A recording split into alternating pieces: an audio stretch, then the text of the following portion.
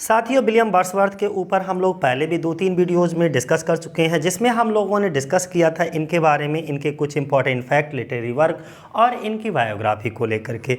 आज की वीडियो में भी हम लोग विलियम वर्ड्सवर्थ के बारे में ही डिस्कस करेंगे, लेकिन ये वीडियो हम लोगों की क्या होगी, रिवीजन वीडियो होगी और इसमें भी हम लोगों के कुछ नए इंपॉर्टेंट फैक्ट होंगे और लिटरेरी वर्क भी साथ साथ में डिस्कस करेंगे। तो चलो साथियों, आज की वीडियो हम लोग शुरू करते हैं। आज की वीडियो शुरू करने से पहले आज 5 जून है, 5 जून को हम इस वीडियो को रिकॉर्ड कर रहे हैं, तो सब लोगों के लिए विश्व पर्यावरण दिवस की बहुत बहुत शुभकामनाएं। और इत्तेफाक से विलियम वर्ड्सवर्थ की वीडियो ही रिकॉर्ड कर रहे हैं आज के दिन, और विलियम वर्ड्सवर्थ को भी नेचर से बहुत ज़्यादा लगाव था, ठीक है, इसीलिए इनको प्रिस्ट ऑफ द नेचर भी कहा जाता है। ये बहुत ज़्यादा नेचर के प्रति इनका इतना लगाव था कि आपको बता नहीं सकते। तो चलो शुरुआत करते हैं।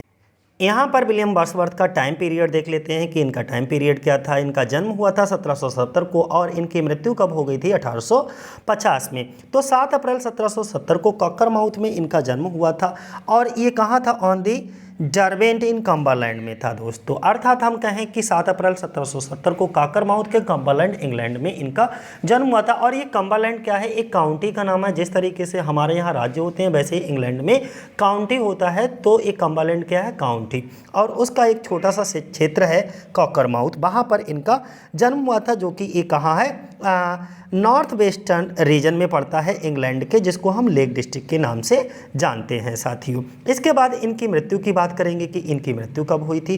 तो इनकी मृत्यु 23 अप्रैल 1850 को हो गई थी। और कौन सी बीमारी से हो गई थी, तो प्लेयर्जी नामक बीमारी से इनकी मृत्यु हुई थी। जब इनकी मृत्यु हुई थी उस समय इनकी आयु कितनी थी, 80 साल की उम्र थी। तो 80 साल की उम्र में 23 अप्रैल 1850 में प्लेयर्जी नामक बीमारी से इनकी मृत्यु हो गई थी। मृत्यु के बाद इनको कहाँ दफन किया गया, तो इनको दफना दिया गया था, एक चर्च थी, उस चर्च का नाम था सेंट ओसवाल्ड चर्च में दफना दिया गया। और ये सेंट ओसवाल्ड चर्च कहाँ है, ग्रेसमैर में स्थित है दोस्तों। तो ग्रेसमैर की चर्च थी सेंट ओसवाल्ड चर्च, वहाँ पर इनको दफन कर दिया गया। किसको, विलियम वर्ड्सवर्थ को।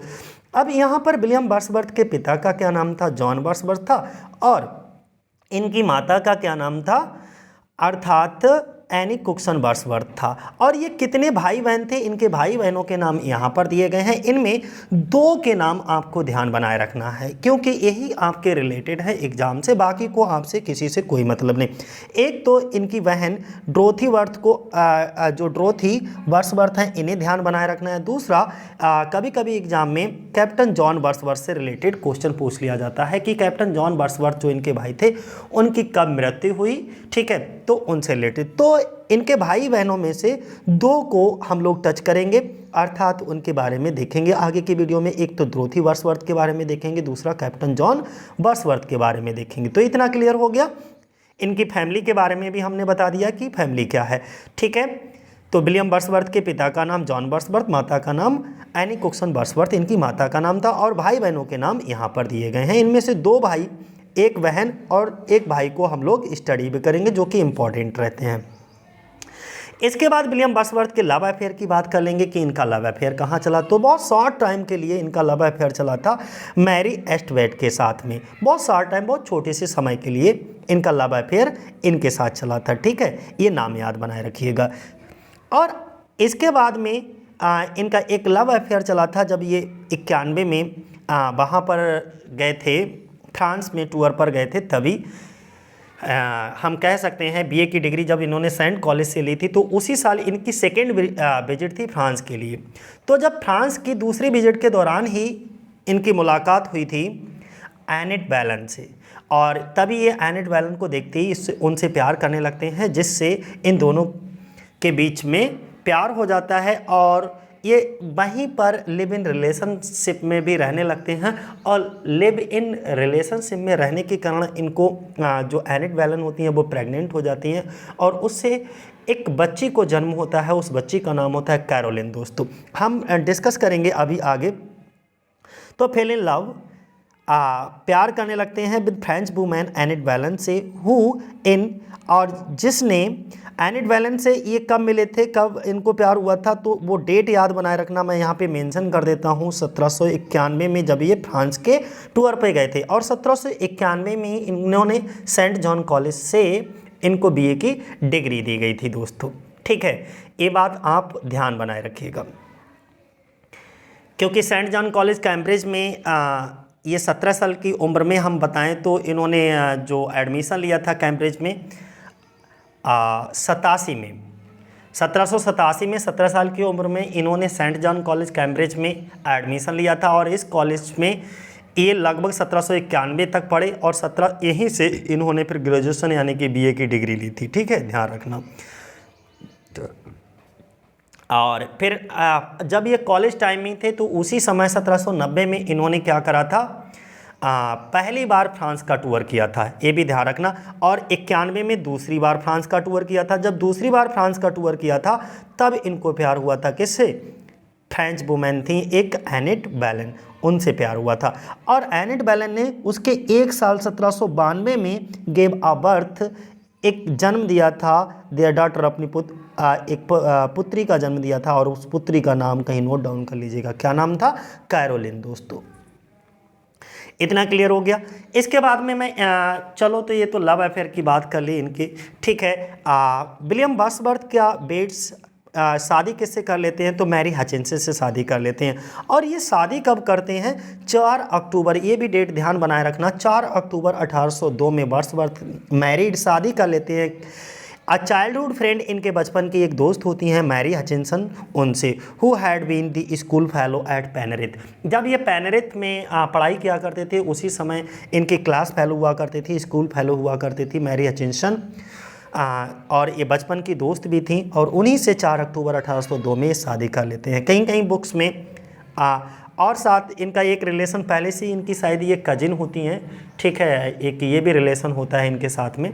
तो ये इनसे इनकी कब शादी हो जाती है, आपको डेट याद बनाए रखना है 4 अक्टूबर 1802। और नाम याद बनाए रखना है, मैरी हचिंसन से इनकी क्या होती है, शादी होती है।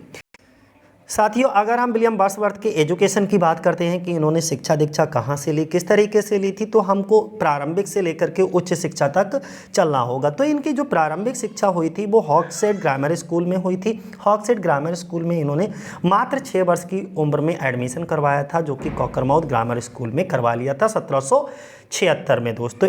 इसके बाद में 8 वर्ष की अवस्था, 6 वर्ष की अवस्था में तो ये स्कूल जाने लगे थे। उसके 2 साल बाद इनकी माताजी की मृत्यु हो जाती है, एनी कुक्सन की, यानी कि 1778 में इनकी माताजी की मृत्यु हो जाती है। यानी कि बचपन में ही, ये मान लीजिए 8 साल की उम्र कितनी होती है, बचपन की उम्र में ही इनके सर से इनकी माताजी का साया उठा। और उसके 5-6 साल बाद लगभग इनके पिताजी की भी मृत्यु हो जाती है। 78 में ये मरते हैं और 1783 में इनके पिता जॉन वर्ड्सवर्थ की मृत्यु हो जाती है। तो आप समझ सकते हो कि बचपन में ही इनके सर से माता पिता का साया उठ गया। यानी कि 8 वर्ष की अवस्था में माताजी चल बसी और जब ये 13 वर्ष के हुए तो 13 वर्ष की अवस्था में इनके पिता का भी देहांत हो गया। तब इनका पालन पोषण इनके चाचा के द्वारा किया गया था। ठीक है, ध्यान रखिएगा। तो ये तो हॉक्सेट ग्रामर स्कूल की बात कर ली। इसके बाद में ये यूनिवर्सिटी ऑफ कैम्ब्रिज के सेंट कॉलेज में इन्होंने एडमिशन कराया था।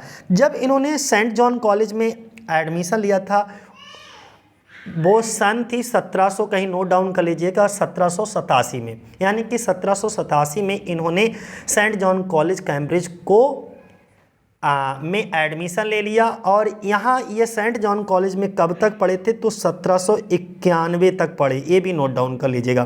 तो कब से कब तक ये सेंट जॉन कॉलेज में रहे, ये आपको जानना बहुत ज़रूरी है। 1787 से लेकर के 1791 तक, 1791 तक। अब देखो यहाँ तक, जब इन्होंने 1787 में, उस समय जब इन्होंने सेंट जॉन कॉलेज कैम्ब्रिज में एडमिशन लिया था तो 17 वर्ष की उम्र थी, ध्यान रखना। 70 में इनका जन्म हुआ, 87 में सेंट जॉन कॉलेज, तो कितनी उम्र हो गई, 17 साल की उम्र में। बस ऐसे करके आप याद करोगे तो आपको डेट जो है वो दिमाग में याद बनी रहेगी। और इस कॉलेज में ये 1791 तक रहे और यहीं से इन्होंने अपनी बीए की डिग्री ली, यानी कि हम कह सकते हैं ग्रेजुएशन की शिक्षा दीक्षा इन्होंने सेंट जॉन कॉलेज से प्राप्त की। और जब ये कॉलेज में ही थे तो कॉलेज के दौरान ही 1790 में ये पहली बार फ्रांस के टूर पर गए थे, ठीक है। यानी कि 1790 में 20 साल की उम्र में विलियम वर्ड्सवर्थ का सबसे पहला टूर था, फ्रांस का था वो। और 91 में इन्होंने सेंट जॉन कॉलेज से बीए की डिग्री अवार्डेड कर दी गई। तो इतना क्लियर हो गया। ये ध्यान रखना, फ्रांस की विजिट इन्होंने, और जब ये पहली बार गए थे तो कुछ भी नहीं, लेकिन 90 में गए थे, फिर उसके अगले साल 91 में जब सेकेंड विजिट पे फ्रांस में गए थे, तब दूसरी विजिट में के दौरान ही इनको एनेट वैलन से प्यार हुआ था, जिससे इनको एक बच्ची पैदा हुई थी जिसका नाम था कैरोलिन, ठीक है। ये छोटी छोटी चीज़ें आपको ध्यान बनाए रखना है। दूसरा, इनके ऑनर्स की बात करते हैं कि ऑनर क्या है, इनको कौन कौन से सम्मान दिए गए थे। तो ये कुछ ऑनर्स हैं। 1838 में विलियम वर्ड्सवर्थ ने रिसीव किया था एक honorary doctorate in civil law में, और ये ऑनरेरी डॉक्टरेट सिविल लॉ में इनको दिया गया था। तो कौन सी यूनिवर्सिटी के द्वारा दिया गया था, उस यूनिवर्सिटी का नाम था university of Durham. Durham university के द्वारा इनको सिविल लॉ में ऑनरेरी डॉक्टरेट की डिग्री दी गई थी। और दी कब गई थी, 1838 में दी गई थी। और 1839 में क्या हुआ, 1839 में इनको एक और अवार्ड दिया गया था, और वो सेम ऑनरेरी डिग्री इनको दी गई थी, लेकिन एक अलग यूनिवर्सिटी के द्वारा, और वो यूनिवर्सिटी का नाम था यूनिवर्सिटी ऑफ ऑक्सफोर्ड। तो इतना समझ लीजिएगा कि इनको 38 में जो है वो डरहम यूनिवर्सिटी के द्वारा ऑनरेरी डॉक्टरेट की डिग्री सिविल लॉ में दी गई थी, और इसी के लिए इनको 39 में एक और ऑनरेरी डिग्री से नवाजा गया था, सेम डिग्री के लिए। और वो यूनिवर्सिटी अलग थी। यूनिवर्सिटी कौन सी थी, अब दूसरी यूनिवर्सिटी ने दिया था, यूनिवर्सिटी ऑफ ऑक्सफोर्ड जिसका नाम था। 42 में इनको गवर्नमेंट अवार्डेड हिम आ सिविल लिस्ट पेंशन, गवर्नमेंट से इनको 300 पाउंड पर ईयर की पेंशन भी मिलने लगी थी। इसके बाद में हम पोएट लॉरेट की बात करेंगे कि इनको राष्ट्र कवि कब बनाया गया था। जैसे अपने यहाँ मैथिली शरण गुप्त को राष्ट्र कवि बनाया गया था, वैसे ही इंग्लैंड में भी कुछ राज कवि या राष्ट्र कवि हुआ करते थे दोस्तों। तो वैसे ही पोएट लॉरेट इनको कब बनाया गया था विलियम वर्ड्सवर्थ को, तो 1843 से 50 में, 1843 में इनको पोएट लॉरेट बना दिया गया। और ये अपने जीवन पर्यंत इस पद पर रहे, यानी कि अपनी वहाँ पर ये प्रथा ही थी, जब तक जो भी पोएट लॉरेट बनता था वो अपने जीवन पर्यंत, जब तक उसकी मृत्यु नहीं हो जाती थी, तब तक वो अपने उस देश का, इंग्लैंड का जो है पोएट लॉरेट बना रहता था। तो ये बात ध्यान बनाए रखना, ये एग्जाम पॉइंट हैं। ये जितने भी अभी हम लोगों ने डिस्कस किए थे वो सभी टीजीटी के पॉइंट ऑफ व्यू से बहुत ज़्यादा इम्पॉर्टेंट हैं। तो वर्ड्सवर्थ बिकेम दी पोएट लॉरेट कब बन गए थे, 1843 में। और ये देखो टीजीटी के 2001 में पूछा गया है। और ये बने कब थे, तो किनकी मृत्यु होने पर, रॉबर्ट सदे थे, तो रॉबर्ट सदे या साउदे बोलिएगा, रॉबर्ट साउदे की मृत्यु के बाद, रॉबर्ट साउदे की मृत्यु हुई थी। यहाँ पे एक बात ये समझने वाली है, रॉबर्ट साउदे की, तो इसका मतलब मृत्यु हमें याद बनी रहेगी। 1843 में रॉबर्ट साउदे की मृत्यु हुई, और जब इनकी मृत्यु हुई तो किसको बनाया गया, पहले रॉबर्ट साउदे थे पोएट लॉरेट, जब इनकी मृत्यु हो गई तो इनकी मृत्यु के बाद किसको बना दिया गया था, विलियम वर्ड्सवर्थ को, ठीक है, ध्यान रखिएगा, विलियम वर्ड्सवर्थ ही इनिशियली, लेकिन इन्होंने इनिशियली रिफ्यूज्ड, मना कर दिया दिस ऑनर, इस सम्मान के लिए, सेइंग दैट, ये कह करके ही वाज टू ओल्ड, कि वह बहुत बूढ़े हैं, बट एक्सेप्टेड, लेकिन बाद में इन्होंने एक्सेप्ट भी कर लिया, स्वीकार भी कर लिया, जब प्राइम मिनिस्टर, वहाँ के प्रधानमंत्री रॉबर्ट पील ने इनको एश्योर्ड किया, विश्वास दिलाया डैट कि you shall have nothing required of you, तुम्हें कुछ भी लिखने की ज़रूरत नहीं है, तुम्हें किसी तरीके से कुछ भी करने की ज़रूरत नहीं है। He became the only laureate, okay. और ये एक ऐसे व्यक्ति थे जो पोएट लॉरेट तो बने, एक इकलौते ऐसे पोएट लॉरेट थे जिन्होंने कोई भी अपने राष्ट्र कवि के पद पर रहते हुए किसी तरीके की कोई भी ऑफिशियल कविता नहीं लिखी, to write no official verses, ठीक है, ध्यान रखना, पूछा जा सकता है आपसे ये पॉइंट। इसके बाद में ऑक्यूपेशन की बात करते हैं तो इनका ऑक्यूपेशन क्या था। तो ऑक्यूपेशन क्या था, देखिए कितनी बार ये टीजीटी में भी पूछा गया और ये पीजीटी में भी पूछा गया है। विलियम वर्ड्सवर्थ क्या थे, एक रोमांटिक पोइट थे और ये क्रिटिक भी थे। रोमांटिक पोइट और क्या थे, एक क्रिटिक भी थे, ध्यान रखिएगा।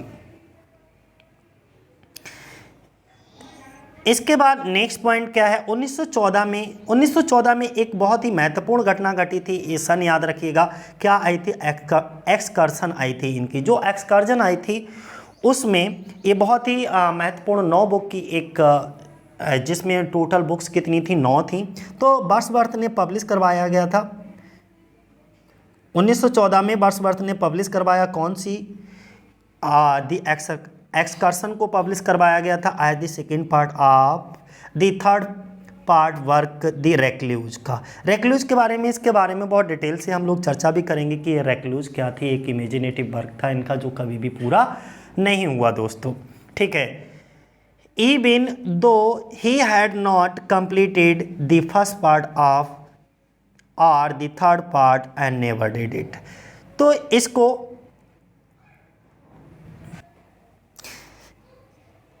यहाँ से समझिएगा, ये जो रेक्लूज थी, रेक्लूज क्या था, एक्सकर्सन। ये समझिएगा किस तरीके का इनका एक वर्क था, इमेजिनेटिव वर्क था। एक्चुअली 1814 में क्या हुआ था, जो एक्सकर्सन थी जो कि 9 बुक्स यानी कि 9 बुक्स इसमें थी as the second part of the third part book recluse का। रेक्लूज में इन्होंने क्या सोचा था कि रेक्लूज नाम के एक बहुत बड़ा ग्रंथ टाइप का लिखेंगे। तो रेक्लूज को लिखने के लिए इन्होंने सोचा कि इसके इंट्रोडक्शन में प्रिल्यूड को रखेंगे जिसमें 14 बुक पुस्तकें हैं, और इसके फर्स्ट पार्ट जो इसका फर्स्ट पार्ट होगा रेक्लूज का, उसमें हम किसको रखेंगे, दी होम एट ग्रासमर, यानी कि पूरी जीवन गाथा ये रेक्लूज में रखने को थे, इनकी ये प्लानिंग थी। तो जो कि अनफिनिश्ड रही, इसे भी पूरा नहीं कर पाए। और सेकेंड पार्ट में इन्होंने किसको, जिसमें 9 बुक्स थी, एक्सकर्सन को रखा। तो आप ये भी कह सकते हो कि रेक्लूज के जो सेकेंड पार्ट था, इसका सेकेंड पार्ट में इसको रखने के लिए इन्होंने एक्सकर्सन की रचना की। और थर्ड पार्ट इसका उन्होंने कभी भी कोई टाइटल भी नहीं सोचा और कोई टाइटल नहीं दिया, और ये भी एक अनफिनिश्ड इनका वर्क था दोस्तों। तो ये बात ध्यान रखना। बस अब कितना ध्यान रखना है, पूछा क्या जाएगा आपसे एक्सकर्सन के बारे में, ये कब आई थी, 1814 में आई थी, और इसमें टोटल बुक्स कितनी थी, तो ये 9 बुक्स थी। और ये रेक्लूज में अगर पूछा जाए कि रेक्लूज का कौन सा पार्ट था, तो ये सेकेंड पार्ट था। इसका फर्स्ट पार्ट जो है वो भी अनफिनिश्ड था, और इसका थर्ड पार्ट जो रेक्लूज का था वो भी अनफिनिश्ड था। इंट्रोडक्शन में इन्होंने प्लानिंग रखी थी द प्रिल्यूड को रखने के लिए, लेकिन ऐसा हुआ नहीं। क्लियर है, ये प्लानिंग ही करते रहे कि तब तक जो है 23 अप्रैल 1850 को इनकी क्या हो जाती है, प्लेजरी से इनकी मृत्यु हो जाती है दोस्तों। और इनको इसके बाद सेंट ओसवाल्ड चर्च में दफना दिया जाता है जो कि ग्रासमेर होती है। और इसके कुछ महीने बाद इनकी विडो द्वारा जो कि मैरी हचिंसन होती हैं, उनके द्वारा इसको पब्लिश करवा दिया जाता है, लेंदी और ऑटोबायोग्राफिकल पोएम टू कॉलरेज। ये पोएम टू कॉलरेज जो है नाम किसके द्वारा, ये विलियम वर्ड्सवर्थ के द्वारा दिया गया नाम था, ठीक है। और दी प्रिल्यूड जो 1850 नाम दिया था, ये इनकी पत्नी के द्वारा दिया गया था। तो शुरुआत में जब विलियम वर्ड्सवर्थ ने इसको लिखा था तो दी प्रिल्यूड नाम नहीं दिया गया था इसको। दी प्रिल्यूड तो इनकी पत्नी, इनकी विडो जो है मैरी हचिंसन के द्वारा दिया गया था जब इसको पब्लिश करवाया गया था 1850 में, ठीक है। और इसके बारे में एक चीज़ और बता दूं कि ये जो है लिखना इन्होंने इसको शुरू करा था कितने में, 1798 और कहीं कहीं आपको 99 में मिलेगा, ठीक है। दोनों ही ऑप्शन देखने को मिलेंगे। तो इन्होंने इसको प्रिल्यूड को लिखना शुरू करा था 1798 या 99 से, और इसको लिख करके फिनिश कर दिया 1805 में। ध्यान रखना, through it was completed in 1805 में, ठीक है। और फाइनली इसको पब्लिश करवा दिया गया था 1850 में। जब विलियम वर्ड्सवर्थ ने इसको लिखना शुरू करा था तब इसको नाम दिया था पोइम्स टू कॉलरेज। ठीक है, इसके बाद में द प्रिल्यूड नाम किसने दिया? इनकी पत्नी के द्वारा दिया गया था। अब थोड़ा प्रिल्यूड के बारे में अच्छे से समझ लीजिएगा। प्रिल्यूड पब्लिश हुई थी 1850 में और इसका एक अन्य नाम था growth of a poets mind. मेरा क्वेश्चन अब यहाँ पर ये है कि ये जो टाइटल था growth of a poets mind, ये किसने दिया था? भाई प्रिल्यूड तो इनकी पत्नी के द्वारा, मैरी हचिंसन के द्वारा दिया गया था। Growth of a poets mind किसके द्वारा दिया गया था? ये एस.टी. कॉलरेज ने इसका सब टाइटल रखा था growth of a poets mind. ठीक है, और इसके बाद में टू कॉलरेज जो टाइटल दिया गया था वो किसके द्वारा दिया गया था? वो स्वयं विलियम वर्ड्सवर्थ के द्वारा दिया गया था। और ये एक क्या है? ऑटोबायोग्राफिकल पोइम है, ध्यान रखिएगा। तो यहाँ से पहला पॉइंट यहाँ पे समझिएगा, prelude growth of a poet mind autobiographical poem है और लिखी काय में गई है? ब्लैंक वर्स में लिखी गई है। इसके बाद में लिखा किसने है? तो इंग्लिश पोइट विलियम वर्ड्सवर्थ ने लिखा है। सारी चीज़ें क्लियर हो गई, पूरा रिवीजन यहाँ से, कोई मुश्किल तो नहीं है रिवीजन में। इसके बाद में ये जो मिल्टॉनिक ब्लैंक वर्स में इसको लिखा गया है, इसको लिखना शुरू किया था 1799। कहीं कहीं आपको 1798 और 99, तो दोनों ही डेट याद रखना, कुछ भी हो आपको टिक कर देना है। ठीक है, 99 से इन्होंने लिखना शुरू करा। कंप्लीट इसको किया था 1805 में। जब इसको कंप्लीट किया था उस समय इसमें टोटल कितनी पुस्तकें थी? 13 बुक्स थी। और जब पब्लिश करवाया था इसको, तब इसमें 1850 में जब प्रिल्यूड को पब्लिश करवाया गया था इनकी पत्नी के द्वारा, तो उस समय इसमें कितनी पुस्तकें थी? टोटल 14 पुस्तकें थी। अब तो क्लियर हो गया, यानी कि ऑटोबायोग्राफिकल पोइम है, रिटन इन ब्लैंक वर्स में लिखी गई है। सबसे पहले ये 13 बुक्स में पब्लिश हुई थी, लेकिन बाद में ये 14 बुक्स में पब्लिश करवाई गई थी। इसको लिखना शुरू करा था 1798 या 99, कहीं कहीं दिया होगा, 98 या 99 से लिखना शुरू करा और 1805 में इन्होंने लिख करके इसको समाप्त कर दिया। 50 में इसको पब्लिश करवाया और जब पब्लिश करवाया तो इनके द्वारा पब्लिश नहीं करवाया गया था, बल्कि इनके मरने के बाद 3 महीने बाद किसके द्वारा? इनकी पत्नी के द्वारा इसे पब्लिश करवाया गया था। ये पोइम जो किसको डेडिकेट की गई है? तो एस.टी. कॉलेज को डेडिकेट की गई है। एस.टी. कॉलेज ने इसको कौन सा सब टाइटल दिया था? तो याद रखना, growth of a poets mind दिया था। ठीक है, और दी प्रिल्यूड किसके द्वारा दिया गया? इनकी पत्नी के द्वारा दिया गया है। और इसके बाद में एक और टाइटल आया है, प्रिल्यूड हो गया, growth of a poets mind हो गया, और तो विलियम वर्ड्सवर्थ के द्वारा कौन सा टाइटल दिया गया है वो मैं बता ही चुका हूँ आपको। तो ये सारी चीज़ें हो गई। यहाँ पर कब पब्लिश हुआ, डेडिकेटेड किसको? अपने फ्रेंड कॉलरेज के लिए। प्रिल्यूड जो है वो इनका एक एक्सट्रीमली पर्सनल वर्क है, जिसमें इन्होंने रिवील किया है many detail of Wordsworth life, यानी कि अपने खुद के जीवन को ही रिवील किया है, उजागर किया है, बताया है इस पूरे प्रिल्यूड में। और वर्ड्सवर्थ ने प्रिल्यूड को शुरू किया था 98 में, और उस समय जब इन्होंने शुरू करा था उस समय विलियम वर्ड्सवर्थ की एज कितनी थी? 28 साल की उम्र में। और इन्होंने कंटिन्यू किया, यानी कि on it through out his life. That means भाई 1805 में इसको फिनिश कर दिया, लेकिन जब ये पब्लिश नहीं हुई तो इसलिए ऐसा लिखा गया है कि इन्होंने work on it through out his life. Next, he never gave it a title. इन्होंने कभी भी ये टाइटल नहीं दिया प्रिल्यूड, बट इसको क्या कह करके पुकारते थे William Wordsworth? Poem to Coleridge कह करके पुकारते थे। पुकारा था in his letter to his sister Dorothy Wordsworth. जब इन्होंने अपनी बहन डोरोथी वर्ड्सवर्थ को एक पत्र लिखा था, उसमें पत्र में पोएम टू कॉलरेज कह करके पुकारा था। और इसका फाइनल वर्जन जो पब्लिश हुआ था 3 मंथ के बाद, जब विलियम वर्ड्सवर्थ की मृत्यु हो गई थी 3 महीने बाद 1850 में। और जो प्रेजेंट टाइटल है वो किसके द्वारा दिया गया था? इनकी विडो मैरी के द्वारा दोस्तों दिया गया है। प्रिल्यूड में टोटल पुस्तकें कितनी हैं? तो 14 बुक्स हैं, ध्यान रखिएगा।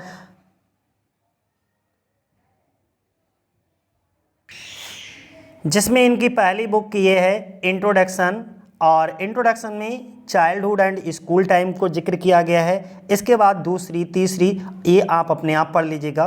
और यहाँ पर मैंने सभी को मेंशन किया है, यानी कि ये कौन कौन सी, ये 14 बुक्स हैं। और लास्ट में जो है वो क्या है? इनका कंक्लूजन है 14 बुक्स का।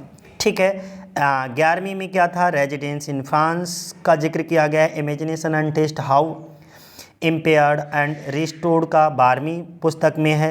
और 13वीं पुस्तक में imagination and taste how impaired and restored ये भी इसमें बताया गया है। और लास्ट में इसको कंक्लूजन दिया गया है दोस्तों। अब जो प्रिलूड की 14 बुक्स हैं, उन 14 बुक्स में क्या क्या चीज़ें बताई गई हैं, ये चीज़ इंपॉर्टेंट है, कभी कभी पूछ लिया जाता है। इनको ज़रा देख लीजिएगा कि ये 14 बुक्स में क्या क्या बताया गया है। पहली बुक्स में क्या है, और तो बुक फर्स्ट एंड सेकंड में क्या बताया गया है। In these books Wordsworth concern करते हैं his early childhood and school days. Book third में क्या बताते हैं, this book is an account of his university days at Cambridge.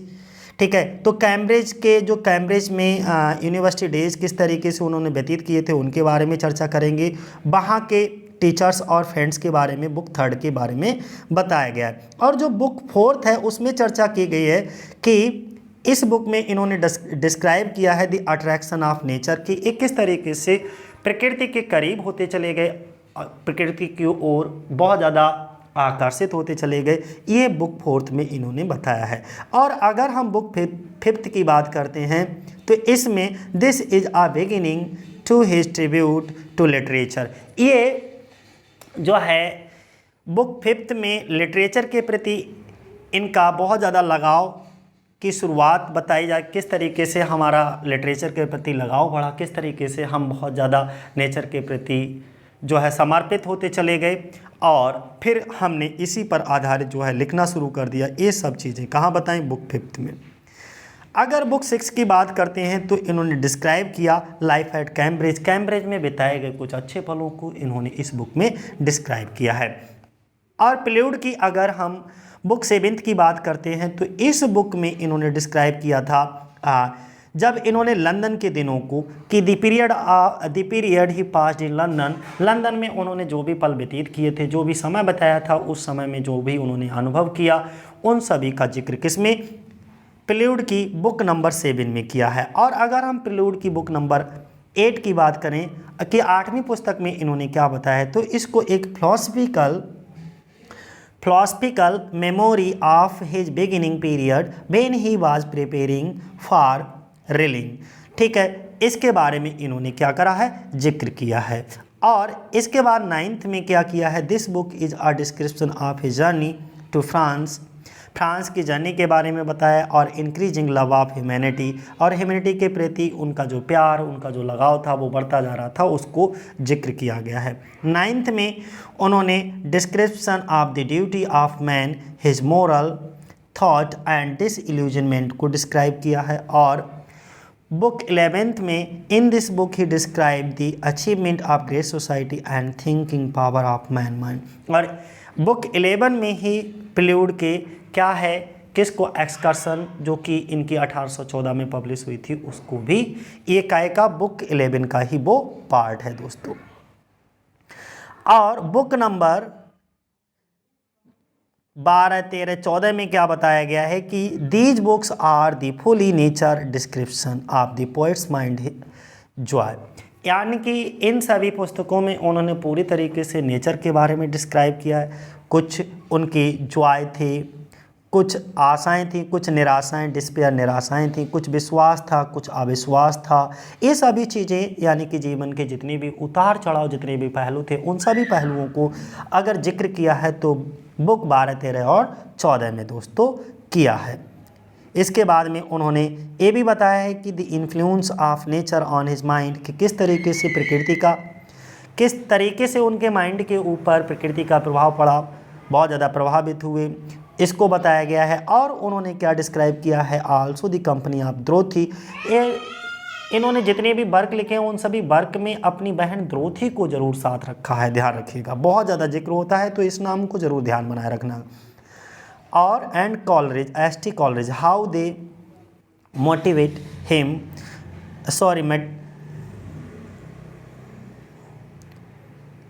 How they motivate him होगा यहाँ पे, ठीक है, करेक्ट कर लेना कि वो उन्हें किस तरीके से कितना मोटिवेट करते थे।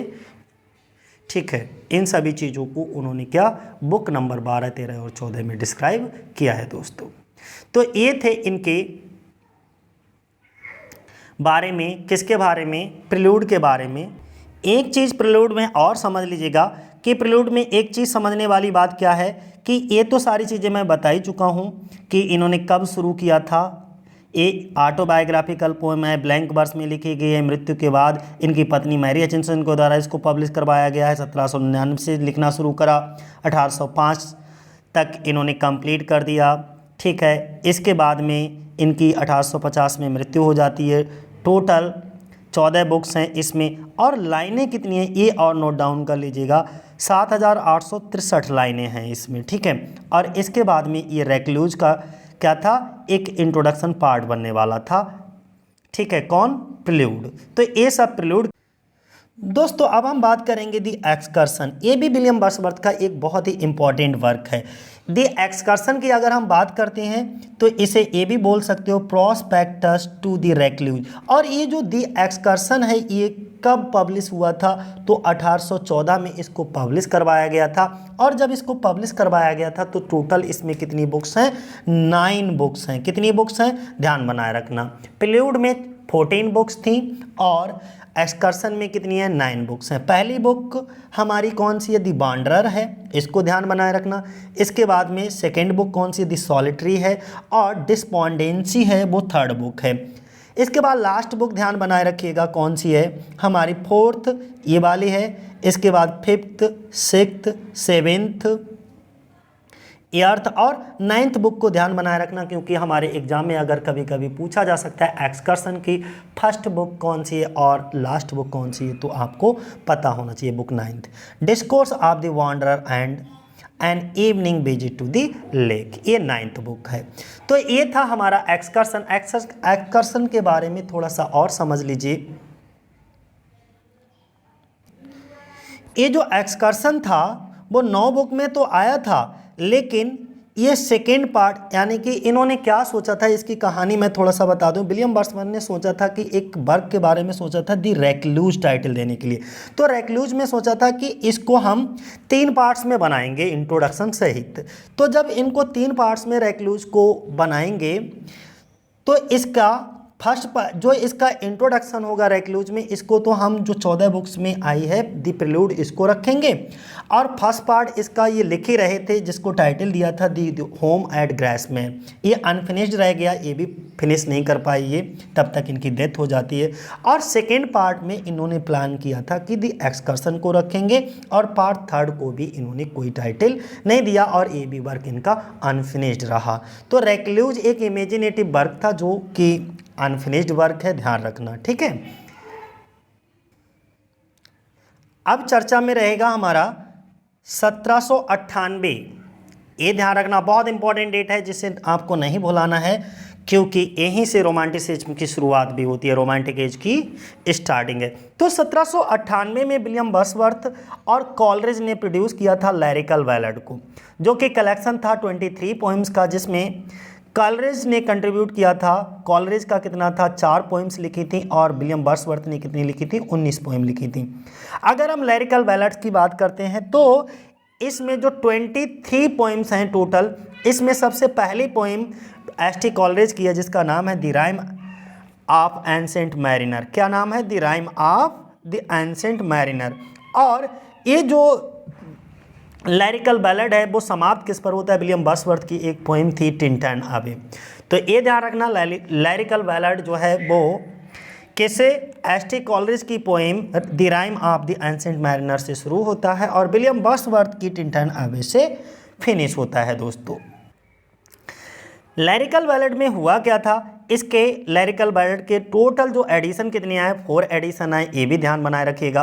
लिरिकल बैलेड के टोटल कितने एडिशन आए, 4 एडिशन। फर्स्ट एडिशन तो 1798 में आया था लिरिकल बैलेड के नाम से, जिसमें एस.टी. कॉलरिज और वर्ड्सवर्थ का, ठीक है, क्या था, कलेक्शन था, जिसमें 23 3 पोइम्स थी, 4 किन की थी, एस.टी. कॉलरिज की, और 19 कितनी थी, विलियम वर्ड्सवर्थ की। इसका सेकेंड एडिशन जो आया था वो 1800 में आया था। कब आया था? लैरिकल बैलेट का सेकेंड एडिशन 1800 में आया था, प्रीफेस टू लैरिकल बैलेट करके, और इसमें विलियम वर्ड्सवर्थ ने ही जोड़ा था, इसमें प्रीफेस टू लैरिकल बैलेट। अच्छा, शुरुआत में आया था तो ये अनॉनिमसली गुमनाम छपा था, इसमें किसी का कुछ भी, किसी का नाम नहीं था, ध्यान रखिएगा। शुरुआत में लैरिकल बैलेट जब पब्लिश हुआ था तो सितंबर, इस बुक को 2 लोगों के कोलाब्रेशन में लिखा गया था, विलियम वर्ड्सवर्थ और कॉलरिज ने मिलकर के। लैरिकल बैलेट में टोटल 4 एडिशन आए थे। जो 1800 में आया था, ओके, सेकेंड एडिशन में लैरिकल बैलेट को पब्लिश करवाया गया था। तो जो 1800 में इसी में साथ साथ क्या दे दिया था, प्रीफेस जोड़ दिया था, ये बात याद बनाए रखना है। जो 1800 में सेकेंड वाला आया था उसमें क्या जोड़ा था, प्रीफेस। इसके बाद थर्ड एडिशन 1802 में आया, और इसका फोर्थ एंड फाइनल एडिशन जो आया था वो कब आया था, 1805 में। ठीक है, तो अब थोड़ा सा कहानी सुन लीजिएगा, इसके बारे में मैं तेज़ी से बता देता हूँ। फर्स्ट लैरिकल बैलेट पब्लिश हुए थे कब, सितंबर मंथ में पब्लिश हुए थे। इसको 2 लोगों ने पब्लिश करवाया था, यानी कि हम ये भी कह सकते हैं 2 लोगों के कोलाब्रेशन में ये वर्क लिखा गया था, और वो 2 लोग कौन थे, विलियम वर्ड्सवर्थ और कॉलरिज ने मिल करके। लैरिकल बैलेट में टोटल कितने एडिशन आए, 4 एडिशन आए। अब दूसरा एडिशन कब आएगा, तो दूसरा एडिशन देखो, डेट याद बनाए रखना कौन सी है, 1800, यानी कि second edition of lyrical ballot को पब्लिश करवाया गया था कब, 1800 में ही। और 1800 में ही एक बात और ध्यान बनाए रखना, विलियम वर्ड्सवर्थ ने रेस डाउन नामक जगह को छोड़ करके डोव कॉटेज में, कहाँ, डोव कॉटेज में सेटल हो गए थे। ये भी ध्यान रखना, डोव कॉटेज एक जगह का नाम है जो कि ग्रासमेयर में पड़ती है। तो ये डेट इंपॉर्टेंट है, ठीक है। एक तो सेकेंड बैलेट लैरिकल बैलेट आया था, और इसके साथ साथ इसमें प्रीफेस को भी जोड़ा गया था, और साथ ही साथ इन्होंने अपनी जगह में भी परिवर्तन कर लिया था, यानी कि जगह क्या, रैश डाउन नामक जगह को छोड़ा था और डोव कॉटेज में आकर के बस गए थे। जो थर्ड एडिशन 1802 में आया था, इसमें भी 2 घटनाएं घटित हुई। इन दोनों घटनाओं को याद बनाए रखिएगा। एक तो इनका लैरिकल बैलेट का थर्ड एडिशन पब्लिश हुआ था 1802 में, और दूसरी 1802 की बहुत महत्वपूर्ण घटना है कि इन्होंने शादी कर ली थी मैरी हचिनसन से, जो कि इनकी कजिन थी, या ये भी कह सकते हो स्कूल पेरेंट्स में बचपन में साथ पढ़ने वाली चाइल्डहुड फ्रेंड थी उनसे। और जब इनकी शादी की थी उस समय विलियम वर्ड्सवर्थ की आयु 32 साल की थी। तो ध्यान रखिएगा, 32 साल की उम्र में इन्होंने शादी की अपनी कजिन मैरी हचिनसन से। बस इतना क्लियर हो गया। अब फोर्थ एंड फाइनल एडिशन की बात सुन लीजिएगा, लेकिन इसी बीच में एक डेट और याद रखना, 1803। कौन सी, बाकी हम डिस्कस करेंगे आगे चल करके। इनका फर्स्ट टूर था स्कॉटलैंड का, और यहीं पर 1803 में 2 और 5 के बीच में एक डेट कौन सी याद बनाए रखना है, 1803। ये मिले थे सर वॉल्टर स्कॉट से, ध्यान रखिएगा। 1803 में इन्होंने स्कॉटलैंड का टूर किया था, जहां इनकी मुलाकात किससे हुई थी, एक स्कॉटिश राइटर थे जिनका नाम क्या था, सर वॉल्टर स्कॉट। ये भी ध्यान बनाए रखना। और फोर्थ एंड फाइनल एडिशन इनका लैरिकल बैलेट का भी कब पब्लिश हुआ था, वो डेट याद बनाए रखना, 1805। ये लास्ट है। इतना क्लियर हो गया। अब आगे एक डेट और याद बनाए रखना, 1807 की। 1807 में क्या हुआ, इनका पोएम्स नाम का इन 2 वॉल्यूम्स करके पब्लिश हुआ था, जिसमें कुछ इंपॉर्टेंट वर्क थे इनके, इनको ध्यान रखिएगा। इंपॉर्टेंट पोएम्स थी जिन्हें बहुत याद बनाए रखना है, जैसे द लेज गैदरर आपको पढ़ना ही पढ़ना है, सेपरेट पढ़ना है एकदम। जितनी भी यहाँ पर मेंशन की जाती है इनको सेपरेटली, क्योंकि यहाँ से लाइनें बहुत पूछी जाती हैं, तो एक एक पोएम को अच्छे से पढ़िएगा। तो लीज गैदरर, इसका अन्य नाम रेजोल्यूशन एंड इंडिपेंडेंस, ये आपके एग्जाम में भी पूछा जाता है। ये भी एग्जाम में पूछा जाता है। I wander lonely as a cloud, daffodils की ये पहली लाइन है, शुरुआती ओपनिंग लाइन है। इसके बाद में my heart leaps up, ode intimation of immortality, ode to duty, solitary reaper, elegiac stanza, compose upon Westminster bridge, September 3, 1802, London 1802 और the world is too much with this. अगर आप वर्ड्सवर्थ को पढ़ रहे हो तो वर्ड्सवर्थ को कंप्लीट करना चाहते हो तो इतनी पोइम्स तो आपको पढ़ के जाना ही जाना है। प्लस में आपका उधर लिरिकल बैलेड हो गया और प्लूड हो गया और एक्सकर्सन के बारे में भी बता चुका हूँ। तो ये पोइम आपको पढ़िएगा, फिर आपका कुछ भी नहीं बचेगा। जब आपकी कोटेशन तैयार हो जाती है ना, जितनी भी कोट्स हैं, लाइनें हैं पोइम्स की, वो तैयार हो जाती हैं, फिर आपका तैयार करने के लिए कुछ भी नहीं बचना है। तो इतना क्लियर हुआ। इसके बाद में इनके कुछ मेजर वर्क के बारे में भी देख लो, मेजर वर्क कौन कौन से हैं। जैसे अगर हम इनके मेजर वर्क की बात करें तो ये 2 वर्क पूछ लिए जाते हैं कि 1793 में इनका एन इवनिंग वॉक, जो कि एड्रेस था एक यंग लेडी के लिए, और डिस्क्रिप्टिव स्केचेज आया था। कब? 1793 में। तो ये इनका ज़रूर याद बनाए रखिएगा। 93 की फर्स्ट पोइम पब्लिश्ड हुई थी। ये इनकी क्या थी? फर्स्ट पोइम कलेक्शन था एन इवनिंग वॉक और डिस्क्रिप्टिव स्केचेज का। 1793 में इन्होंने पहली बार टिंटन एवे नामक स्थान पर भ्रमण किया था। ये भी नोट पॉइंट है, ठीक है। टिंटन एवे में सबसे पहली बार कब गए थे? ये 1793 में। और टोटल ये टिंटन एवे की विलियम वर्ड्सवर्थ ने अगर यात्रा की है तो 3 बार यात्रा की है। एक तो 93 में, फिर इसके बाद 5 साल बाद 1798 में टिंटन एवे गए थे, ये दूसरी बार गए थे। और तीसरी बार अगर ये गए थे तो 1841 में टिंटन एवे की यात्रा की थी, अपनी मृत्यु के ठीक 9 साल पहले। क्लियर हो गया। तो इन्होंने 3 बार टिंटन एवे की यात्रा की, 2 बार स्कॉटलैंड की यात्रा की, पहली बार 1803 में। तो इस तरीके से आप इनकी यात्राएं भी, जर्नी भी याद रखोगे कि इनके जीवन की कौन कौन सी इम्पॉर्टेंट इवेंट्स थी। फिर 98 में लिरिकल बैलेड याद रखिएगा, 98 में टिंटन एवे। और टिंटन एवे क्या थी आपको ये बताना है यहाँ पे कि लिरिकल जो बैलेड आए थे उसमें टिंटन एवे की जो पोइम थी वो किसके द्वारा लिखी गई थी? एस.टी. कॉलरेज या William Wordsworth? Immortality intimation of immortality poems in 2 volume, इसके बारे में बता चुका हूँ। लाइडोमिया, इसके बारे में बताने को रह गया, मैं बताऊँगा क्लियर तरीके से। 1815 में आई थी और 1819 में दी वैगनर के बारे में बताएंगे दोस्तों। इसके बाद आपको ये ध्यान बनाए रखना है सीरीज ऑफ 5 लूसी पोइम्स, यानी कि जो 5 लूसी पोइम्स की सीरीज थी उसको ध्यान बनाए रखिएगा। 1798 से 1801 के बीच में इसको पब्लिश करवाया गया था। और इसमें आपको एक पोइम सिर्फ याद बनाए रखना है, वो इम्पॉर्टेंट पोइम कौन सी है? 3 years she grow in sun and shower. बाकी एक भी पोइम इम्पॉर्टेंट नहीं है। ये लाइन चाहे याद बनाए रखना, ये दूसरी वाली यहाँ से कभी कभी पूछ लेते हैं, लेकिन फिर भी आप यहाँ पे पढ़ लो 5 पोइम्स को कि जो सीरीज़ थी लूसी पोइम्स की 5 सीरीज़, जी सीरीज ऑफ 5 लूसी पोइम्स, वो कौन कौन सी थी?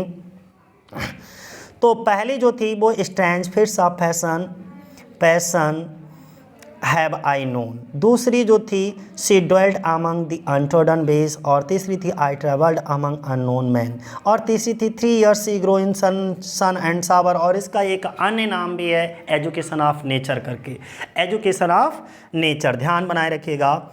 एक अन्य नाम भी है एजुकेशन ऑफ नेचर, वो भी बहुत ध्यान बना, बहुत इंपॉर्टेंट है। और ये पहले यूपी बोर्ड के इंटर के सिलेबस में भी हुआ करती थी ये पोइम। इसके बाद नेक्स्ट जो है a slumber did my spirit seal. तो ये कुछ 5 पोइम हैं। इनके कुछ फेमस ओड थे, उन ओड को ध्यान बनाए रखिएगा। जैसे ये, इसमें से ये ओड टू ड्यूटी तो बहुत ज़्यादा इंपॉर्टेंट है और यहाँ से आपके क्वेश्चन पूछे भी जाते हैं। एक ओड है इंटीमेशन, ये दोनों ही ऊपर के दोनों ही ओड हैं ना, वो सभी इंपॉर्टेंट है। एक intimation of immortality from recollection of early childhood, और दूसरा कौन सा है? Ode to duty. इनको ध्यान बनाए रखना, ये उनके क्या हैं? कुछ इंपॉर्टेंट ओड हैं जिन्हें आपको पढ़ के जाना है साथियों। इसके बाद इनकी सोनेट सीरीज की बात करते हैं। तो सोनेट सीरीज की बात करें, टोटल इन्होंने कितने सोनेट लिखे वो भी ध्यान बनाए रखिएगा। इन्होंने 1807 में कुछ मिसलेनियस सोनेट पब्लिश हुए थे। फिर 1820 में इनके द रिवर डडन करके आ सीरीज ऑफ सोनेट्स करके पब्लिश हुई थी। और 1822 में ओके एक्लेस्टिकल स्केचेज की एक सीरीज आई थी जिसमें पार्ट 1, पार्ट 2 और 3 करके आई थी। Sonnet upon the punishment in death का वो भी एक सीरीज में पब्लिश हुए थे। और टोटल जो सोनेट इन्होंने पब्लिश करवाए थे वो 523 सोनेट, कितने? 523 दोस्तों। जो टोटल थे उसमें कितने 523 सोनेट थे, जिसमें 32 सोनेट जो है वो डडन सोनेट के, 132 एक्लेस्टिकल सोनेट जो होते हैं वो धार्मिक सोनेट कहलाते हैं। एक्लेस्टिकल का मतलब आप लिख लीजिए कहीं धार्मिक, ठीक है। और कुछ पॉलिटिकल सोनेट थे, कुछ मिसलेनियस सोनेट थे, और बाकी जो 523 में से ये तो इस तरीके से सोनेट लिखे, बाकी बचे हुए जो हैं वो इनके ज़्यादातर जो है अदर सोनेट्स में आते हैं, यानी कि अन्य सोनेट्स में इन्होंने इनको लिखा था, ठीक है। इनका एकमात्र ड्रामा था, ये भी ध्यान बनाए रखना, और उस ड्रामा का नाम था द बॉर्डरर्स करके, ठीक है। और टेनिसन ने एक कमेंट किया था वर्ड्सवर्थ के ऊपर, क्या, ही हैज़ उत्तर्ड नथिंग बेस करके। ये भी लाइन याद बनाए रखना कि विलियम वर्ड्सवर्थ ने, टेनिसन ने विलियम वर्ड्सवर्थ को क्या कमेंट किया था, तो he has uttered nothing base। तो यहाँ पर इतना सारी चीज़ें क्लियर हो गई हैं। एक कुछ इंपॉर्टेंट पॉइंट हैं जिनको आपको याद बनाए रखना है। वर्ड्सवर्थ ने कंपोज किया था some of his finest poem during the year 1700। आपसे पूछा जाए कि विलियम वर्ड्सवर्थ ने अपनी सबसे अच्छी पोएम्स किस समय के दौरान लिखी थी, 1798 और 99 के दौरान लिखी थी कोलैबोरेशन में, ठीक है। और प्रिल्यूड जो थी वो इनकी ऑटोबायोग्राफिकल पोएम थी, जो कि कंसीडर्ड मानी गई, इनका मास्टरपीस मानी गई, मैग्नम ओपस मानी गई। मैग्नम ओपस का ही मतलब क्या होता है, मास्टरपीस होता है। इसके बाद वर्ड्सवर्थ, कॉलरिज, साउथे, ये तीनों क्या किस नाम से जाने जाते हैं, लेक पोइट के नाम से जाने जाते हैं। ये रिवीजन वीडियो है, तो इनके जो भी इंपॉर्टेंट, मैं सीक्वेंस से नहीं बता रहा हूँ, जितने भी इंपॉर्टेंट पॉइंट हैं जहाँ जहाँ से, उन सबको डिस्कस कर रहा हूँ, ठीक है साथियों। तो इसके बाद तेज़ी से बता दीजिएगा, 1770 में जन्म है, 1850 में इनकी मृत्यु हो जाती है। 1770 में कहाँ जन्म होता है, कॉकरमाउथ इंग्लैंड, कॉकरमाउथ कम्बरलैंड इंग्लैंड में होता है, ये एक लेक डिस्ट्रिक्ट है। इसके बाद जॉन वर्ड्सवर्थ इनके पिता का नाम है, एनी कुक्सन इनकी माता का नाम है। इसके बाद हॉर्क्सेट ग्रामर स्कूल में इनकी प्रारंभिक शिक्षा होती है। इसके बाद ये university of Cambridge, saint John college Cambridge में ये बीए की डिग्री लेने के लिए चले जाते हैं, और फिर इनकी शादी हो जाती है। कुछ लव अफेयर भी होते हैं, एनिट बैलेंट। इसके बाद में मैरिज की बात करते हैं, पहले लव अफेयर की बाद में बात कर लेंगे। शादी इनकी 4 अक्टूबर 1802 को हो जाती है मैरी हचिंसन के साथ में। इनकी एक बहन होती है जिनका नाम होता है डोरोथी वर्ड्सवर्थ। लव अफेयर कौन होती हैं, पहले शॉर्ट लव अफेयर इनका मैरी एस्टबाइडेट के साथ में चलता है। इसके बाद में 91 में जब ये विजिट फ्रांस के लिए जाते हैं, तब ये पहले लव विद एनिट बैलेंट के साथ में, एक फ्रेंच वूमेन होती हैं, उससे प्यार करने लगते हैं। और 91 में फ्रांस के विजिट पर गए थे। 91 में इनको बीए की डिग्री मिली थी। 91 में इनको प्यार हुआ था एनिट बैलेंट से, और 92 में उस प्यार का रिजल्ट भी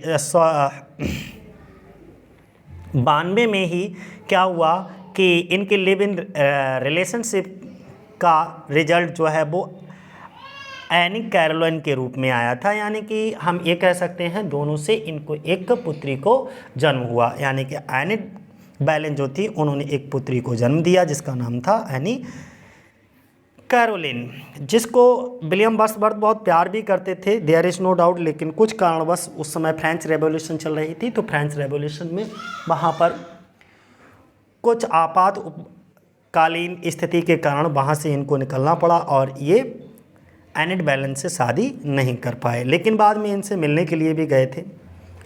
तो आगे देखिएगा कहानी क्या है, और इन्हें फ्रांस को छोड़ना क्यों पड़ा था। देखिएगा, the reign of terror and बार, वहाँ पर बार की स्थिति उत्पन्न हो गई थी बिटवीन फ्रांस एंड इंग्लैंड, यानी कि ब्रिटेन के बीच में, और इससे दोनों क्या हो गए, सेपरेट हो गए। तो सेपरेशन का अगर कारण पूछा जाए तो rain of terror and bar between France and Britain. इनका ऑक्यूपेशन क्या था, English romantic poet and critic थे। और सॉब्रीक्यूट कभी कभी पूछ लेते हैं कि इनके क्या क्या उपनाम थे। सॉब्रीक्यूट की अगर हम बात करें तो ये नेचर पोइट भी कहलाते हैं, हाई प्रीस्ट ऑफ नेचर भी इनको बोला जाता है। ओके, हार्विंगर ऑफ नेचर भी कहा जाता है, वर्सिफर ऑफ नेचर भी कहा जाता है। ये सब इन्हीं के विलियम वर्ड्सवर्थ की सॉब्रीक्यूट्स हैं। लेक पोइट के रूप में हम पहले भी बता चुके हैं, William Wordsworth, S T Coleridge और रॉबर्ट सदे को जाना जाता है। विलियम वर्ड्सवर्थ ने टोटल 523 सोनेट लिखे थे। इसके बाद में ये बहुत ज़्यादा विलियम वर्ड्सवर्थ मूडी और वायलेंट टेम्पर के थे।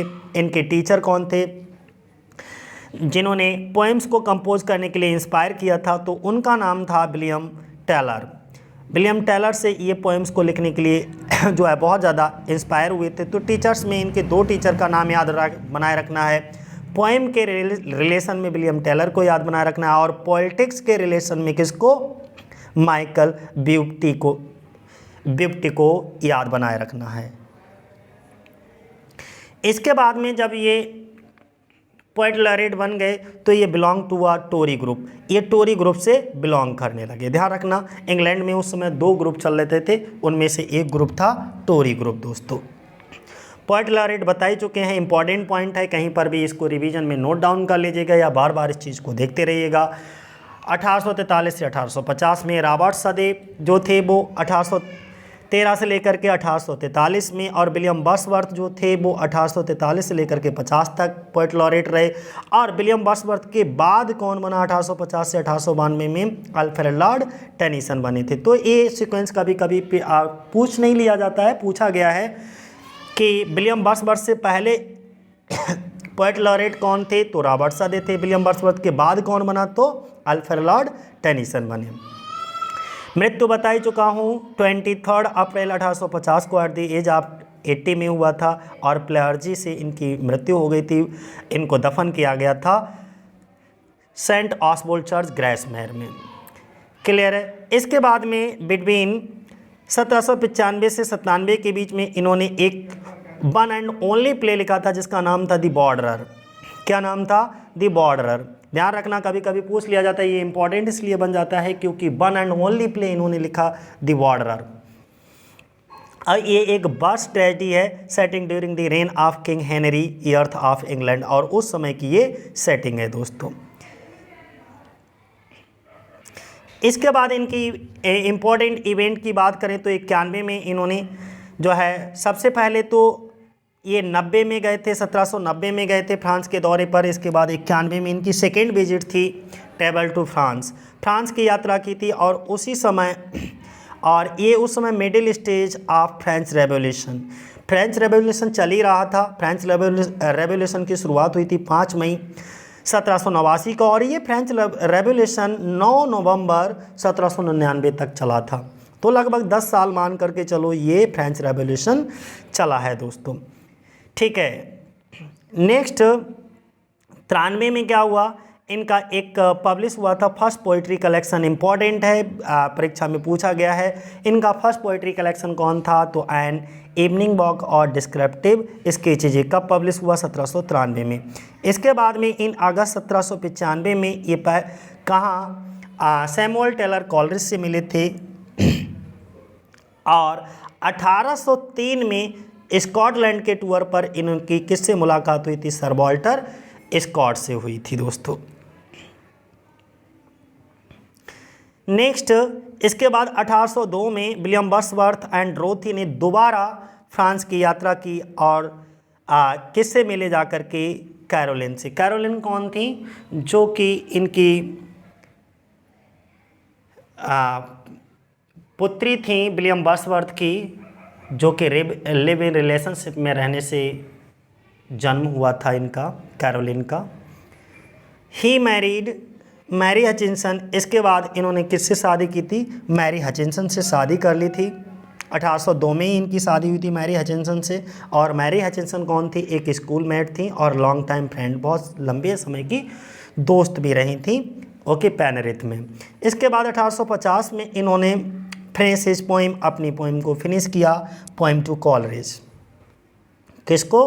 Poem to Coleridge. मैं पहले भी बता चुका हूँ, प्रिल्यूड के बारे में बहुत ज़्यादा बताने की मुझे ज़रूरत नहीं है। 1813 में ये राइडल माउंट पहुँच गए, और यहाँ पर लगभग इन्होंने 50 साल व्यतीत किए।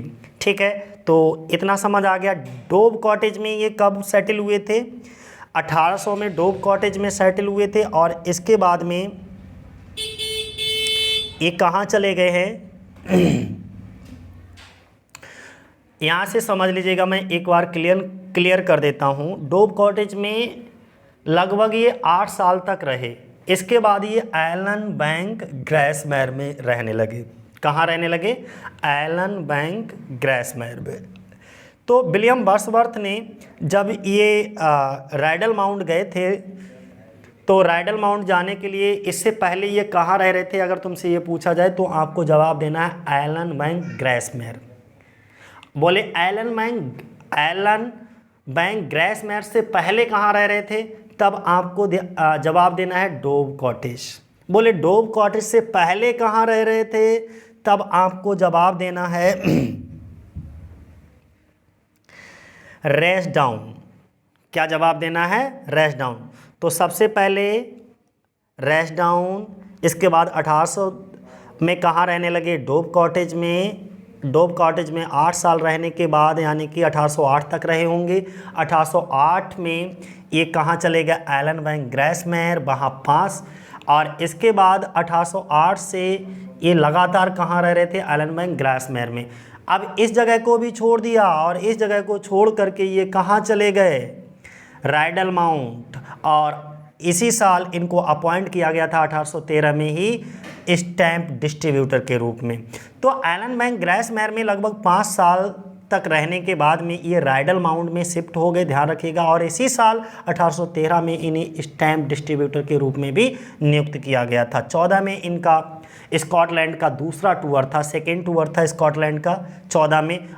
और 14 में ही इनकी क्या आई थी, द एक्सकर्सन पोइम आई थी, पब्लिश हुई थी दोस्तों।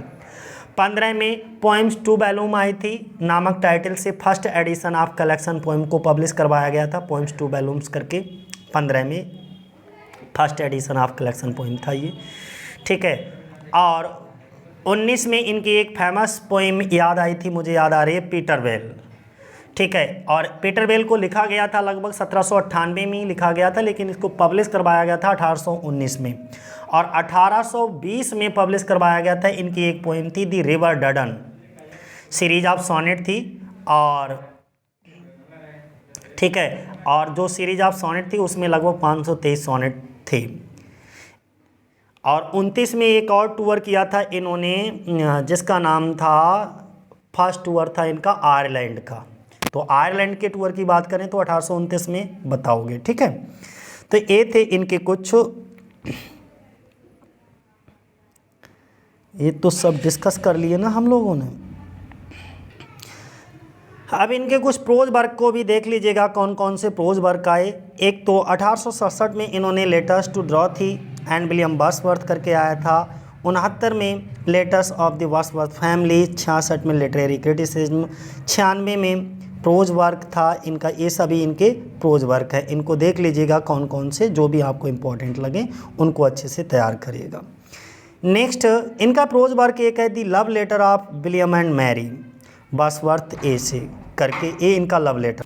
इसके बाद हम डिस्कस करेंगे इनका ड्रामा। एकमात्र ड्रामा आया था, मैं डिस्कस कर भी चुका हूँ, दी बॉर्डरर करके, ट्रेजेडी अ ट्रेजेडी इन 5 एक्ट की थी ये, ठीक है। और इसके बाद में ये जो प्ले था, नाटक था, set at borders of England and Scotland in the reign of Henry third. जब हेनरी थर्ड का शासनकाल चल रहा था उस समय इंग्लैंड और स्कॉटलैंड पर जो बॉर्डर सेट किया गया था उस पर आधारित ये प्ले था, द बॉर्डरर्स।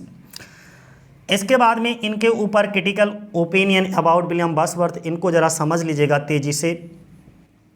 रॉबर्ट ब्राउनिंग ने इन द लॉस्ट लीडर में, ठीक है, जो कि पब्लिश हुई थी 1845 में, वर्ड्सवर्थ को एसेटेंस किया था। जो विलियम वर्ड्सवर्थ थे उन्होंने स्वीकार कर लिया था पोएट लॉरेटशिप को। तब उनसे गुस्सा होकर के इन्होंने रॉबर्ट ब्राउनिंग ने विलियम वर्ड्सवर्थ को क्या, द लॉस्ट लीडर कहा था दोस्तों। और उसकी एक बहुत ही फेमस लाइन है जिसको आपको याद बनाए रखना है, और ये टीजीटी में पूछी गई है, ध्यान बनाए रखिएगा। Just for a handful of silver he left us, just for a riband to stick in his coat. ये मोस्ट इंपॉर्टेंट लाइन है लॉस्ट लीडर की, ठीक है, और इसे याद बनाए रखना। इसके बाद एक और विलियम ब्लैक के द्वारा इनको दिया गया कमेंट है, I see in Wordsworth the natural man rising up against the spiritual man continually, and then he is no poet but a philosopher at enmity against all true poetry of inspiration William black की। और इसके बाद ये बहुत most important है, his poetry is the reality, his philosophy is the illusion. ये किसने कहा? मैथ्यू आर्नोल्ड ने। किसके बारे में? विलियम वर्ड्सवर्थ के बारे में। अब यहाँ पे कुछ पॉपुलर लाइन देख लीजिएगा विलियम वर्ड्सवर्थ की, जो कि टिंटन अवे की ये लाइन पूछी गई है टीजीटी के 2010 में, इसलिए इसको तेज़ी से रिवीजन कर लीजिएगा। The sounding contract haunted me like a passion, ये टिंटन अवे की लाइन है और टीजीटी के 2010 में पूछी गई। टिंटन अवे में एक लाइन और पूछी गई थी टीजीटी 2001 में, nature never did betray the heart that loved her. ये जो लाइनें हैं जो मैं डिस्कस कर रहा हूँ, ये रिवीजन लाइनें हैं। इससे पहले हम सभी के बारे में बता चुका हूँ और अभी इसको डिटेल से नहीं बताऊँगा क्योंकि वीडियो वैसे ही बहुत लंबा हो रहा है रिवीजन का। इसके बाद में इंटीमेशन ऑफ इमॉर्टैलिटी ओड का है। देखो ये लाइन बहुत इंपॉर्टेंट है और टीजीटी के 2001 में पूछी भी गई है। Our birth is but a sleep and a forgetting, not in entire forgetfulness and not in utter nakedness but trailing cloud of glory do we come. ये इंटीमेशन ऑफ इमॉर्टैलिटी ओड की line है, बहुत popular line है। और एक the table turned की भी बहुत पॉपुलर लाइन बहुत पूछी जाती है, टीजीटी के 2009 में पूछी भी गई है। May teach you more of man of moral evil and of good than all the sages can. Next एक पॉपुलर लाइन सॉलिटरी रीपर की देख लीजिएगा, perhaps the plaintive numbers flow far old, unhappy far off things and battles long ago। और ये TGT के 2010 में पूछी गई। इसी तरीके की एक और वर्ड्सवर्थ की पॉपुलर लाइन है, I wandered lonely as a cloud, ये डैफोडिल्स की है, डैफोडिल्स में, ठीक है। और इसमें क्या, they flash upon that inward eye which is the bliss of solitude, PGT के 2009 में पूछी गई है। And then my heart with pleasure fills and dances with the daffodils. Daffodils क्या होती हैं? इसमें एक प्रकार के फूल होते हैं बड़े खूबसूरत से पीले पीले कलर के। फ्रेंच रेवोल्यूशन विलियम वर्ड्सवर्थ की लाइन है फ्रेंच रेवोल्यूशन में, ओके, प्रिल्यूड। और फ्रेंच रेवोल्यूशन द प्रिल्यूड की बुक 11th में रखी गई है। Bliss was it that dawn to be alive but to be young was very heaven, ये टीजीटी में भी पूछी गई और पीजीटी में भी रिपीट हुई है दोस्तों। इसके बाद लाउडेमिया की बहुत फेमस लाइन देख लीजिएगा, for the gods approve the depth and not the tumult of the soul, a fervent not ungovernable love, ये टीजीटी 2009 में लाउडेमिया से पूछी गई है। इसके बाद में एक और इम्पॉर्टेंट चीज़ ये है, एज एंड इरा के बारे में समझिएगा। The age of Wordsworth is called the romantic age. William Wordsworth जिस एज से बिलोंग करते थे वो रोमांटिक एज कहलाती है। रोमांटिक एज इज सपोज्ड, माना जाता है, टू बिगिन, इसकी शुरुआत हुई कब से? जब लिरिकल बैलड आए थे तभी से इसकी शुरुआत मानी जाती है, यानी कि 1798 से। Which is the year in which Wordsworth lyrical ballad were published। Clear है? नेक्स्ट, मैं ज़्यादा समझा इसलिए नहीं रहा हूँ क्योंकि ये रिवीजन वीडियो है और अगर आपको डिटेल देखना है तो 3-4 वीडियो मैं वर्ड्सवर्थ के ऊपर पहले भी बना चुका हूँ, उनको थोड़ा सा देख लीजिएगा। दी रोमांटिक पीरियड जो था ऑफ इंग्लिश लिटरेचर का is clearly divisible into 2 generation of poets. जो रोमांटिक पीरियड था वो 2 में इसको डिवाइड किया गया था, 2 जनरेशन्स में पोइट को डिवाइड कर दिया गया था। एक फर्स्ट जनरेशन में ओल्ड पोइट को रखा गया और सेकेंड जनरेशन में न्यू पोइट्स को रखा गया था। तो the first generation belong William Wordsworth हैं। 2 फर्स्ट जनरेशन पोइट थे, उनमें कौन कौन था? विलियम वर्ड्सवर्थ थे, एस टी कॉलरिज थे, वाल्टर स्कॉट थे और रॉबर्ट सदे थे। इनको are known as older poet के नाम से भी जाना जाता है। और सेकेंड जनरेशन में कौन था? रोमांटिक पोइट में इंक्लूड किया गया था किसके लिए? लॉर्ड बायरन को इंक्लूड किया गया था, पीबी शैली को इंक्लूड किया गया था, जॉन कीट को इंक्लूड किया गया था। और इनको किस नाम से जाना जाता है? एज यंगर पोइट के नाम से भी जाना जाता है। इसके बाद ब्राउनिंग ने एक बार कमेंट किया था, for a handful of silver he left अस। ये ब्राउनिंग का कमेंट है विलियम वर्ड्सवर्थ के लिए। शैली और बायरन ने भी कमेंट किया था विलियम बर्ड्सवर्थ के ऊपर सिंपल एंड डल करके, और इसके बाद ही वाज कॉल्ड ग्रांड। और एक चीज़ और है, विलियम बर्ड्सवर्थ को एक अन्य नाम से भी जाना जाता है, इसको ये कहते हैं सॉब्रिक्यूट भी कह सकते हैं। इनका उपनाम क्या था, तो ही वाज कॉल्ड किस नाम से जाने जाते हैं, ग्रांड लामा ऑफ लेक करके भी इनको जाना जाता है। इसके बाद क्या है, the child is the father of man, ये लाइन ध्यान रखना, my heart lives of care. और विलियम बर्ड्सवर्थ के द्वारा एक पोइट्री की डेफिनेशन दी गई थी जो कि बहुत ज़्यादा इंपॉर्टेंट है। उन्होंने पोइट्री को डिफाइन किया गया था, poetry is a spontaneous overflow of powerful feelings, it takes its origin from emotions recollected in tranquillity. ये विलियम बर्ड्सवर्थ के द्वारा दी गई पोइट्री की डेफिनेशन थी। विलियम बर्ड्सवर्थ के द्वारा पोइट्री की एक और डेफिनेशन दी गई थी, उसे आपको कमेंट बॉक्स करके दिखाना बताना है। Stern daughter of the voice of God ode to duty. इसमें ड्यूटी के लिए इसको इस तरीके से भी पूछा जा सकता है कि विलियम बर्ड्सवर्थ ने ड्यूटी को क्या कह करके पुकारा है, तो आपका आंसर होगा ईस्टर्न डॉटर। विलियम बर्ड्सवर्थ ने eastern daughter of the God आप द वॉइस ऑफ गॉड कह करके किसको पुकारा है, तो ड्यूटी के लिए पुकारा है। तो दोनों तरीके से कैसे भी पूछा जाए आपको याद। द मॉरल इनच किसने कहा, पीबी शैली ने कहा। किसके लिए कहा, विलियम बर्ड्सवर्थ के लिए कहा। William Wordsworth is a giant of poetry, ये किसने कहा, आर.सी. रैनसम ने कहा था विलियम बर्ड्सवर्थ के लिए। अगला है, the soul was like a star and dwelt for London. London 1802 से ये लाइन ली गई है। Milton thou shouldst be living at this hour, ये भी लंदन 1802 से। ये दोनों इंपॉर्टेंट मोस्ट इंपॉर्टेंट लाइनें हैं और इनको आपको याद बनाए रखना है। लॉस्ट लीडर किसने बोला, रॉबर्ट ब्राउन ने। किसके लिए बोला, विलियम बर्ड्सवर्थ के लिए। इगोइस्टिकल सबलाइम किसने बोला, जॉन कीट ने बोला। किसके लिए बोला, विलियम बर्ड्सवर्थ के लिए। हाई प्रीस्ट ऑफ नेचर किसने बोला, डिक क्विंसी ने बोला। किसके लिए बोला, विलियम बर्ड्सवर्थ के लिए। क्लियर है।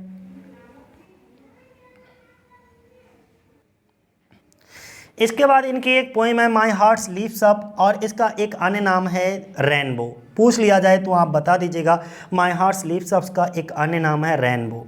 ठीक है, ये जो बर्ड्सवर्थ ने रोट लिखी थी my heart leaves us on the night of, कब लिखी गई ये, मार्च यानी कि 26 मार्च 1802 को इसको लिखा गया था दोस्तों। और it was published a part of poems in 2 volumes 1807 को। यानी कि आप ये समझिएगा, दोनों पॉइंट आप सिंपल भाषा में ऐसे समझ सकते हो कि जो रेनबो यानी कि माई हार्ट लिव्स अप, ये जो लिखी गई है वो 1802 में लिखी गई है और इसको पब्लिश करवाया गया वो 1807 में पब्लिश करवाया गया। और कौन से वॉल्यूम में ये पोएम पब्लिश हुई थी, पोएम इन 2 वॉल्यूम्स में पब्लिश हुई थी दोस्तों। The day after he wrote My Heart Sleeps Up, Wordsworth began to write the more ambitious or odd intimations of immortality. The last 3 lines from My Heart Sleeps Up are used as an epigraph to intimation of immortality. ये बात आप ध्यान बनाए रखना, important है दोस्तों। इसके बाद my heart leaps up when I behold a rainbow in the sky, ये इसकी पहली लाइन है, स्टार्टिंग लाइन है, ओपनिंग लाइन है दोस्तों। इसके बाद रोमांटिक पीरियड, ये मैं डिस्कस इसलिए कर रहा हूँ क्योंकि इंपॉर्टेंट है, पूछा जा सकता है। रोमांटिक पीरियड की शुरुआत हुई थी लिरिकल बैलड से, यानी कि उनके पब्लिकेशन वाली डेट से, पब्लिकेशन वाली ईयर से। और 1798 में लिरिकल बैलड आए थे। 1798 से ही हमारी रोमांटिक पीरियड की शुरुआत मानी जाती है। ये रोमांटिक पीरियड हमारा कब से कब तक चलता है, 1837 तक चलता है। Lyrical ballad by William बर्ड्सवर्थ and Samuel college, ये दोनों लोगों का क्या था, एक कोलाब्रेशन वर्क था जो कि 1798 में पब्लिश हुआ था। और फ्रेंच रेवोल्यूशन जो चली थी इसी समय, फ्रेंच रेवोल्यूशन चली रही थी, जिसकी शुरुआत हुई थी फ्रेंच रेवोल्यूशन की 5 मई 1789 को, और ये चली थी 9 नवंबर 1899 तक की फ्रेंच रेवोल्यूशन चलती रही। यानी कि रोमांटिक पोइट को जो है 2 जनरेशंस ऑफ द पोइट आप कह सकते हो, 2 जनरेशन में इसको डिवाइड किया गया है। मैं बता चुका हूँ हालांकि पहले भी ये, लेकिन एक बार तेज़ी से समझ लीजिएगा क्योंकि ये तो रिवीजन भी वीडियो, और कितनी बार भी इसको समझिएगा, जितनी बार रिवीजन करोगे उतनी बार चीज़ें कॉन्सेप्चुअल होंगी। फर्स्ट जनरेशन को क्या कहा जाता है, ओल्डर पोइट कहा जाता है, और सेकेंड जनरेशन को क्या कहा जाता है, यंगर पोइट कहा जाता है। तो जो फर्स्ट जनरेशन पोइट थे वो कौन कौन थे? विलियम वर्ड्सवर्थ थे, एस.टी. कॉलरिज थे, रॉबर्ट स्कॉट थे और रॉबर्ट सादे थे दोस्तों। और यंगर जनरेशन में कौन कौन था, यानी कि सेकेंड जनरेशन में यंगर पोइट कौन कौन थे? तो लॉर्ड बायरन थे, पी.बी. शेली थे और जॉन कीट थे दोस्तों। इसके बाद लेक पोइट के रूप में कौन कौन जाना जाता है? तो विलियम वर्ड्सवर्थ, एस.टी. कॉलरिज और रॉबर्ट सादे को लेक पोइट के रूप में जाना जाता है। लेक पोइट क्या है? लेक पोइट इसलिए जाना जाता है क्योंकि ये लेक डिस्ट्रिक्ट में निवास करते थे। और लेक डिस्ट्रिक्ट कहाँ थी? In the north west of England के डायरेक्शन में लेक डिस्ट्रिक्ट पड़ती है दोस्तों। कॉकनी स्कूल के बारे में बात कर लें। कॉकनी स्कूल क्या है? The term came in the form of hostile reviews. जो हॉस्टाइल रिव्यूज के लिए कॉकनी स्कूल कॉकनी वर्ड का यूज़ किया गया था इन ब्लैक बूट्स मैगजीन में। और कब यूज़ किया गया था? पहली बार 1817 में। इट्स प्राइमरीली रूप में इसको टारगेट किया गया था किसको? ली हंट के लिए, लेकिन बाद में जॉन कीट और विलियम हैजलिट को भी इंक्लूड कर लिया गया। इनको भी कॉकनी स्कूल के थ्रू टारगेट किया जाने लगा दोस्तों। कॉकनी स्कूल में ली हंट होते हैं और विलियम हैजलिट और कीट्स को, और ये अटैक किसके द्वारा किया जाता था? इनके ऊपर क्रिटिसाइज किया जाता था by the Tories, aristocrats and black board magazines and quarterly review के द्वारा इनको क्या किया जाता था? क्रिटिसाइज किया जाता था। इसके बाद में कभी कभी जब आपने कॉकनी स्कूल की बात की तो स्टैटनिक स्कूल की भी बात कर लो। ये स्टैटनिक स्कूल के अंतर्गत कौन कौन आता है? तो स्टैटनिक स्कूल के अंतर्गत बायरन और शैली को रखा जाता है दोस्तों। और लेक पोइट आपको पता ही है, लेक पोइट के अंतर्गत कौन कौन आता है? William Wordsworth, ST. कॉलरिज और रॉबर्ट सादे आते हैं। तो ये थे हमारे दोस्तों कुछ इम्पॉर्टेंट जो है इन्फॉर्मेशन, और मुझे लगता है आपका रिवीजन बहुत अच्छे से हुआ होगा। और मैक्सिमम टाइम में चीज़ों को जो भी तुम्हें अच्छी लगे उनको नोट डाउन कर लीजिएगा, बाकी को लेफ्ट कर दीजिएगा साथियों।